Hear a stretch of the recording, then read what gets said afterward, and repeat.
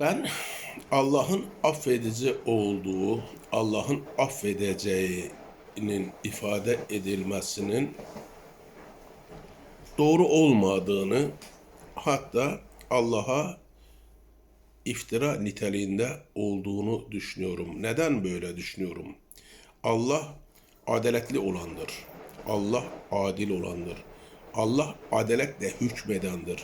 Allah adaletle hükmedilmesini emredendir. Allah adaletin tecelli etmesini isteyendir. Adalet de herkesin hak ettiğini almasıdır. Cezayı hak edenin cezayı, mükafatı hak edenin mükafatı almasıdır adalet. Hakkın yerini bulmasıdır adalet. Dolayısıyla Allah affeder dediğimizde aynı zamanda Allah adaletin tecelli etmesini engeller demiş oluyoruz. Bu da haşa Allah'a iftira niteliğinde olmuş olur diye düşünüyorum.